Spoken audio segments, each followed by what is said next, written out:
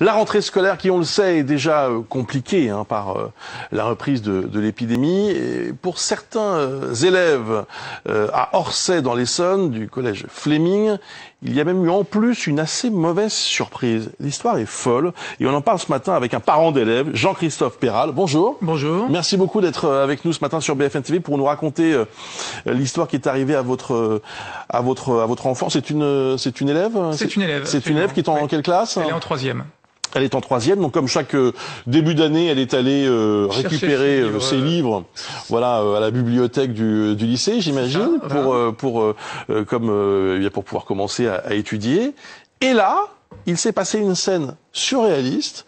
Vous pouvez me confirmer? Alors, les enfants ont été séparés en deux groupes. Alors, moi, dans ce qui est arrivé pour mon cas personnel, en tout cas, c'est je crois que ça a été fait avec les élèves de 5e, les plus jeunes. Mais concrètement, ce qui s'est passé, c'est qu'effectivement, les élèves arrivent au CDI en classe et devant tous les camarades, on leur dit « Non, toi, on te donne pas de livre scolaire parce que tes parents n'ont pas payé la cantine. » Voilà. Et là, moi, en tant que parent, quand j'apprends ça, je boue.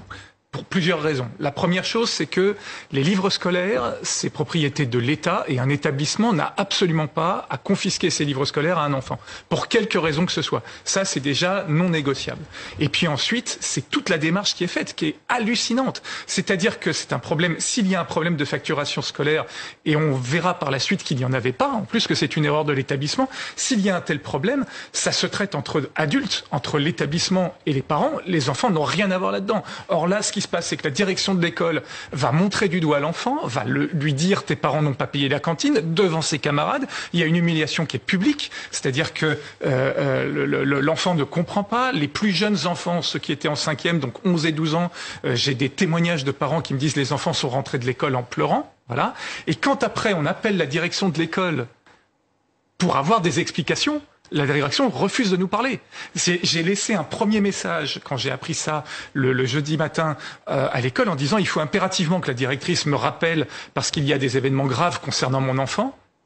Et j'ai pas d'appel, rien. C'est incroyable, incroyable. Ouais. Alors, pour reprendre l'histoire, donc votre fille vous raconte cette scène. D'ailleurs, comment est-ce qu'elle l'a vécue? Elle est un peu plus âgée. Je vais pas répondre sur son cas elle parce que elle n'a pas envie qu'on en parle. Donc si ça vous embête pas, je préfère parler des témoignages d'enfants. Concrètement, est-ce qu'effectivement il y avait, parce qu'on était en début d'année, donc comment est-ce que vous pouviez avoir un retard de paiement En ce qui me concerne, pour 90% des parents, c'est en fait le collège qui s'est trompé et qui a retrouvé des factures qui étaient payées dans un coffre-fort. C'est ce qu'ils ont dit 2 jours plus tard aux parents. Non mais c'est incroyable. Dans mon cas personnel, il se trouve qu'il vous a pas échappé qu'il y a eu un confinement récemment, voilà. Et donc le collège m'a adressé en mars ma facturation scolaire et m'a compté les jours de confinement.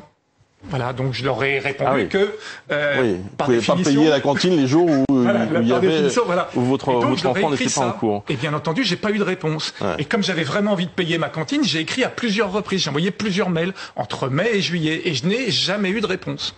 On est en direct avec Frédéric Rollet, qui est secrétaire général du syndicat SNES-FSU, syndicat d'enseignants. Bon, c'est une histoire assez lamentable, parce qu'on voit bien que les enfants d'abord ont été mis en première ligne au fond, et ils n'ont pas forcément, c'est pas forcément à eux de gérer ce genre de choses. Mais surtout, ce qui surprend, c'est que ces livres, comme le disait à l'instant ce parent d'élève qui est avec nous en plateau, au fond, ils échappent à l'aspect financier normalement. Ah oui, normalement les manuels scolaires pour les collèges sont fournis par le conseil départemental. Donc de toute façon, ça n'est pas l'établissement qui les finance en propre, sur son budget propre. Et là, effectivement, d'abord, il n'y a pas de lien entre la ligne budgétaire de la restauration scolaire et puis les manuels. Et puis évidemment, on comprend pas ce que un éducateur, puisque un chef d'établissement est un éducateur, puisse avoir ce type de comportement. C'est effectivement inconcevable. Bon, ça reste un cas isolé, je l'espère. J'espère que c'est un cas isolé. On avait eu déjà dans une école, je crois, un problème d'enfants qui n'avaient pas eu le même repas à la cantine parce que pour le coup, les parents n'avaient pas payé. Et ce qui montre plutôt d'ailleurs le problème. On sait qu'on a une paupérisation en ce moment d'un certain nombre de familles. Ça n'était pas le cas à Orsay, mais de toute façon, il faudra prendre en compte aussi le besoin de venir en aide par les fonds sociaux, par des bourses à davantage de familles. Mais en aucun cas, de toute façon, les enfants ne doivent être discriminés, pénalisés pour des problèmes financiers qui regardent les adultes, donc les familles et la direction de l'école ou du collège.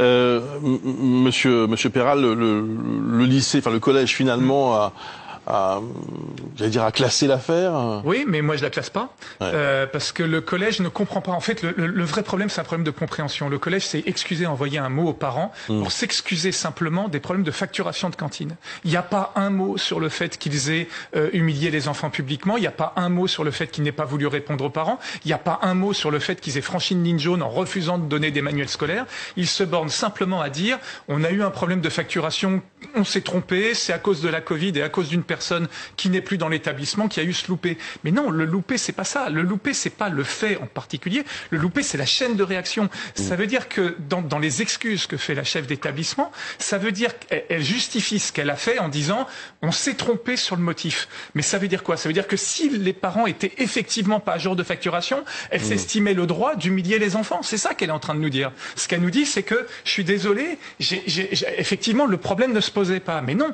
la réaction qu'elle a eue est totalement disproportionnée. Comme l'a dit madame que vous avez interrogée, les enfants n'ont pas à être mêlés à ça. Et moi, ce que je voudrais vraiment, c'est que l'établissement et puis sa hiérarchie prennent conscience de ça.